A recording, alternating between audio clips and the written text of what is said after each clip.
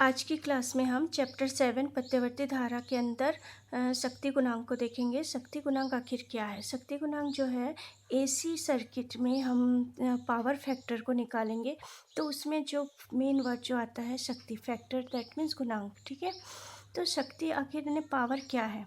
Power आपको पता है कि क्या होता है कि यदि किसी विद्युत परिपथ में कोई भी एनर्जी लॉस होती है, ऊर्जा का व्यय होता है, तो वो तो क्या कहलाता है? वो व्यय किस दर से हो रहा है, दैट मीन्स लॉस किस दर से हो रहा है।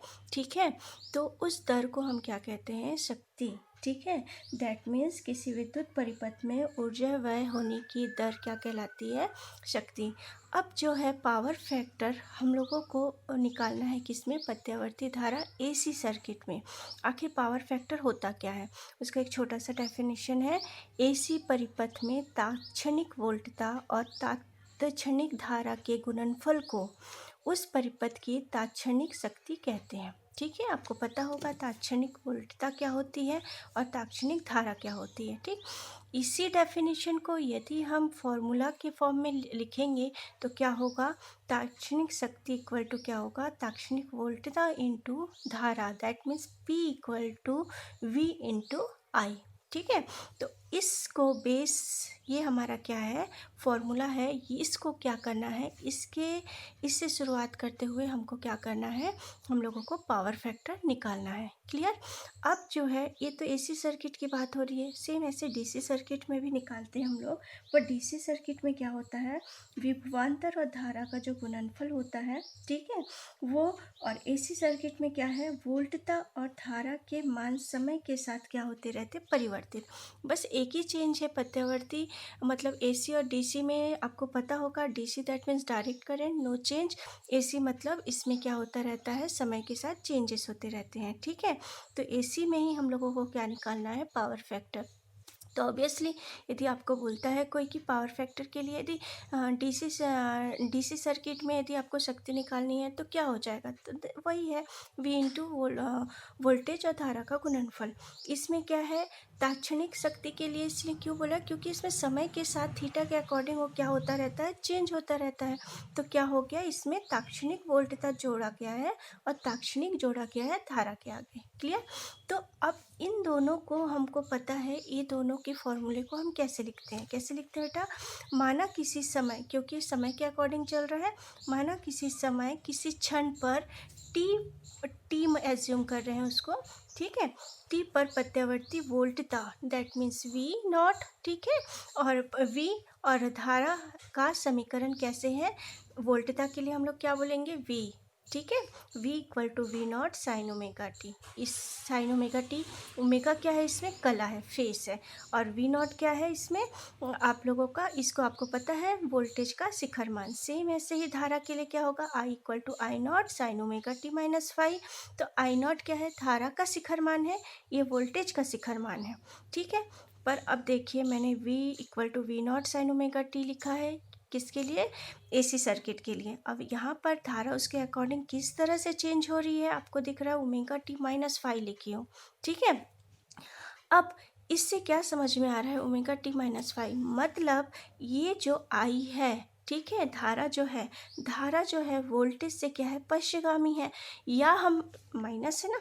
और यदि इसको इस फॉर्म में भी लिख सकते हैं, वोल्टेज जो है वोल्टता क्या है? यहाँ पे हम लोग बोल सकते हैं V I से क्या है? अग्रगामी है। बता सकते हैं, आपको देख के समझ में आ जाना चाहिए। I जो है माइनस में है, दैट मीन्स V क्या है? लीड कर रहा है, तो V जो है I से अग्रगामी है। ठीक है, यदि ये प्लस रहता है तो ये अग्रगामी रहता है, वोल्टेज क्या रहता? पश्चिगामी रहता। अब देखिए हमारा जो समीकरण है वो क्या है? तात्क्षणिक शक्ति P equal to V into I. अब V और I के मान हमको यहाँ से समीकरण 1 और 2 से यहाँ पर रखने हैं, तो मैंने इसको पहले से रख दिया है। P इक्वल टू V के जगह V naught sine omega T और I के जगह I not sine omega T minus five.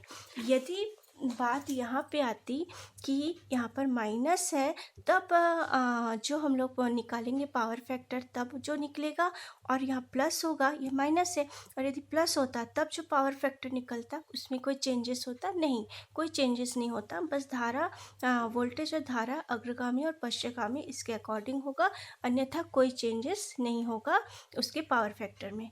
Clear? अब देखिए यहाँ पर हमने क्या रखा है, V naught sine omega T I naught sine omega T -5। ठीक, अब देखिए इसको थोड़ा सा रीअरेंज करते हुए हमको इसको क्या करना है, सॉल्व करना है।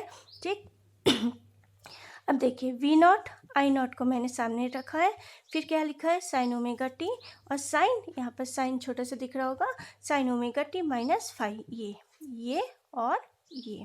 ठीक है, अब इसको क्या करना है, इसको हम लोगों को सॉल्व करने के लिए हमको क्या करना है, फॉर्मूला यूज़ करना है, पर फॉर्मूला सेम इस बेसिस पे है नहीं, उसको हमको, हमारे पास फॉर्मूला क्या है बेटा, हमारे पास फॉर्मूला है कि आपको दिख रहा होगा यहाँ पर 2 साइन ए साइन बी का फॉर्मूला हमारे पास है। 2 sine A sine B equal to होता है cos A minus B minus cos A plus B, ये फॉर्मूला होता है। ठीक है, परंतु ये जो फॉर्मूला है, ये फॉर्मूला क्या हम यहाँ यूज़ कर सकते हैं, अभी यहाँ यूज़ नहीं कर सकते हैं।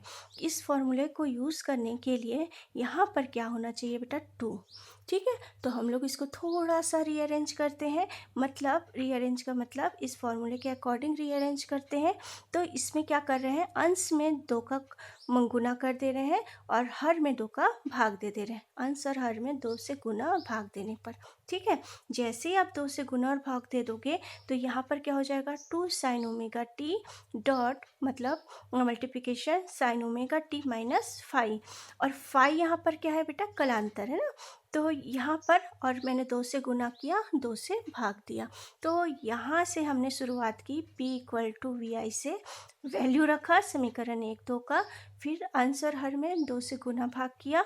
ठीक है, फिर जो ये फॉर्मूला हमारे पास आया, ये फॉर्मूला अब दिख रहा है 2, इसको क्या एज्यूम करेंगे, साइन ए, और इसको क्या एज्यूम करेंगे, बी। ठीक है, साइन बी, अब दिख रहा है 2 साइन ए साइन बी, मतलब इसको हमको मानना पड़ेगा ओमेगा टी को ए और ओमेगा टी -5 को बी। क्लियर? यहाँ तक होने के बाद अब हम इसको इस फॉर्मूले में रखेंगे। अब चलिए इस फॉर्मूले में रखते हैं। इस फॉर्मूले में रखने के लिए अब देखिए ये जो फॉर्मूला है, मैंने फिर से इस फॉर्मूले को लिखा है, इसको क्या करते हैं, एज्यूम कर लेते हैं ए, इसको एज्यूम कर लेते हैं बी। क्लियर? अब आपको ध्यान होना चाहिए, ए के जगह ए ही रखना है और बी के जगह बी रखना है। चलिए अब मैंने इसके आगे आपके साथ सॉल्व करेंगे। 2 sine A sine B cos A minus B cos A plus B, तो क्या हो जाएगा बेटा, हमारे पास सामने क्या है वी नॉट आई नॉट, ठीक है, अपॉन 2, उसको एज इट इज़ उतार दीजिए। अब हमको ए वाले यहाँ पे फॉर्मूला लगाना है 2 साइन ए साइन बी। चलिए 2 साइन ए साइन बी क्या होता है बेटा, कॉस क्या होता है, इसको हम ब्रैकेट में रख लेते हैं, कॉस ए माइनस बी, ए की जगह क्या रखना है, रखते जाइए, ए की जगह क्या रखना है, ओमेगा टी, माइनस वैसे ही आ जाएगा, माइनस के बाद क्या रखना है, बी।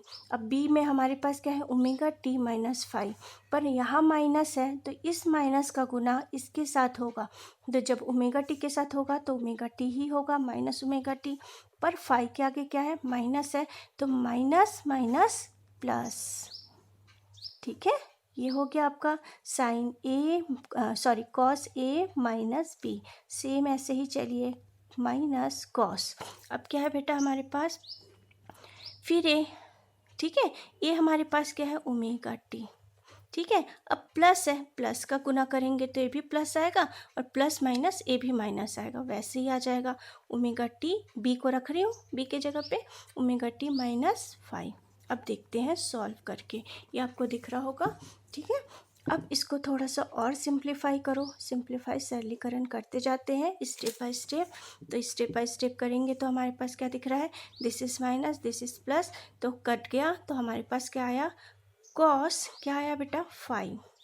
ठीक है, माइनस क्या होगा, कॉस, ठीक, ओमेगा टी क्या होगा, 2 ओमेगा टी, 2 बार है, यहाँ पर 1, यहाँ पर 1, तो उसको जोड़ेंगे 1 + 1 2, 2 मेगा टी माइनस 5, ठीक है। ये सेकेंड स्टेप में सॉल्व हो गया p = देन p = फिर से इसको थोड़ा सा और सॉल्व करते हैं अपॉन 2, ठीक।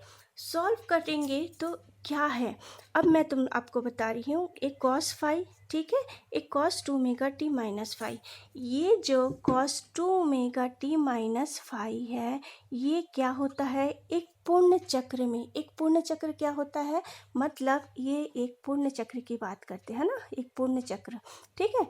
तो एक पूर्ण चक्र में इसका जो औसत मान होता है, ठीक है, ये क्या होता है बेटा, 0 होता है। किसका औसत मान क्या होता है, एक पूर्ण चक्र में cos 2 मेगा टी माइनस 5 का औसत मान क्या होता है, 0 होता है। अतः एक पूर्ण चक्र में जो ये परिपथ के लिए औसत शक्ति निकाल रहे हैं, वो शक्ति अब कैसे हो जाएगा, ये यदि 0 हो गया, ठीक है, तो मैं यहाँ पर थोड़ा सा इसको हटा के यहाँ पर पहले लिख देती हूँ कि ठीक है, इसको हटा देते हैं ना, एक, ठीक है, पूर्ण चक्र में cos 2 ओमेगा टी माइनस 5 का औसत मान क्या होगा, 0 होता है। या आप इस तरह से भी बता सकते हैं, पूर्ण चक्र के लिए दैट मीन्स ये क्या होगा, इंटीग्रेशन, टोटल इंटीग्रेशन, है ना। तो cos क्या हो जाएगा इसमें, cos जो होगा, इसमें हम लोग ओमेगा टी की बात कर रहे हैं, कभी भी ओमेगा टी का इंटीग्रेशन करो, cos में करो या साइन में करो, ये क्या हो जाएगा, हमेशा 0 हो जाएगा। इसके आगे 2 लगा है तब भी 0 होगा, और ओमेगा टी का इंटीग्रेशन करोगे, इसमें टी ये रहेगा, टी की बात करी हो ना, टी रहेगा तो क्या हो जाएगा, 0 हो जाएगा। तो एक पूर्ण चक्र में क्या हो जाएगा, टोटल मतलब ये वैल्यू क्या हो जाएगी, जब फंक्शन टी के अकॉर्डिंग करोगे, है ना, तो ये क्या हो जाएगा, 0।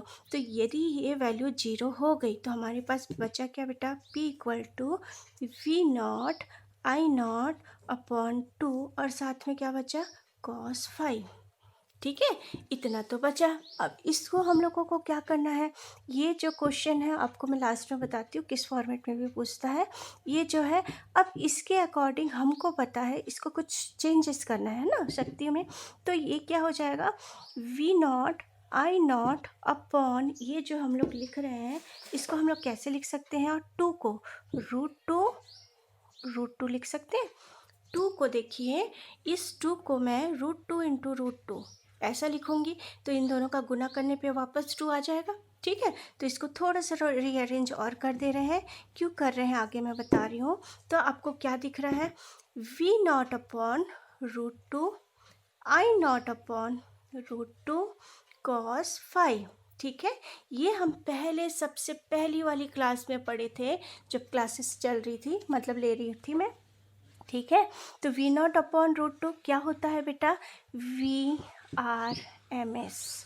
I0 अपॉन √2 क्या होता है बेटा, I0 अपॉन √2 आपका क्या होता है, IRMS, बीच में क्या है, डॉट है, ठीक है। और यहाँ पर क्या हो जाएगा, cos 5, ये क्या हो जाएगा, P, ठीक।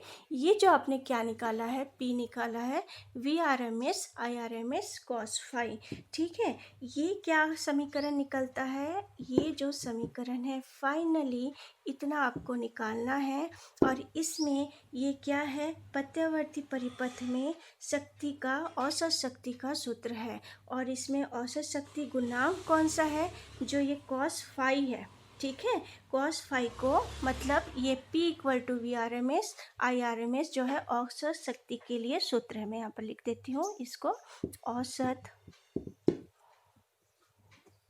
शक्ति का सूत्र, ठीक है, औसत शक्ति का सूत्र है। और इसमें जो एक cos 5 है, इसको भी बता देते हैं, ठीक है। cos 5 जो होता है, इसमें cos 5 क्या है, थोड़ा सा एक मिनट, cos 5 जो है इसमें क्या है, परिपथ का शक्ति गुणांक कहलाता है। cos 5 को हम क्या कह लेते हैं, परिपथ का शक्ति गुणांक कहते हैं, ठीक है।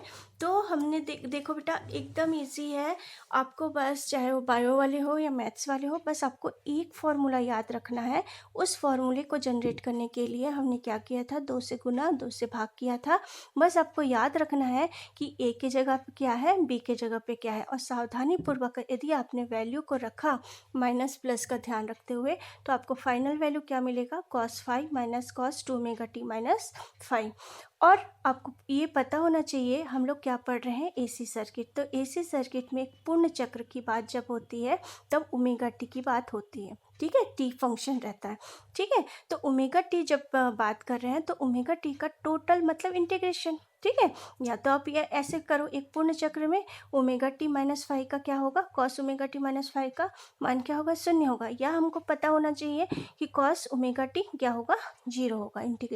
इंटीग्रेशन मतलब टोटल एक पूर्ण चक्र, इंटीग्रेट कब करते हैं, पूरे के लिए, क्लियर। उसके बाद हमको क्या करना है, जैसे ये 0 हो गया तो हमारे पास क्या बचा, बस इतनी वैल्यू। और इसको थोड़ा समराइज करने के लिए हमने क्या किया, 2 को क्या किया, √2 के फॉर्मेट में लिखा, थोड़ा सा और रीअरेंज किया, और क्या मिला हमको, ये समीकरण है कि VRMS IRMS। मतलब ये समीकरण आपको पता होना चाहिए बेटा कि VRMS इक्वल टू क्या होता है, V0 अपॉन √2, और IRMS इक्वल टू क्या होता है, I0 upon √2, V0 I0 upon √2। उसको हमने रखा और cos phi रखा। cos phi क्या है, यहाँ पर शक्ति गुणांक है, और ये पूरा जो है शक्ति औसत शक्ति का सूत्र है, ठीक है। तो इस यहाँ तक आपको करना है, ये पावर फैक्टर का के लिए समीकरण है। तो ये पावर फैक्टर के लिए जो समीकरण है इसको आज आप लोग कर लीजिए। साथ में मैं एक जनरेटर के लिए एक वीडियो भेज रही हूँ, ठीक है, उसको समझिए, देखिए और उसको अच्छे से देखिए, ठीक है। और यहाँ पर थोड़ा सा प्रॉब्लम चल रहा है करके मैं अभी वीडियो भेज रही हूँ। यदि वीडियो से आपको क्लियर नहीं होता है तो प्लीज़ मुझे बता दीजिए, ठीक है। तो आज की क्लास इतना ही, थैंक यू।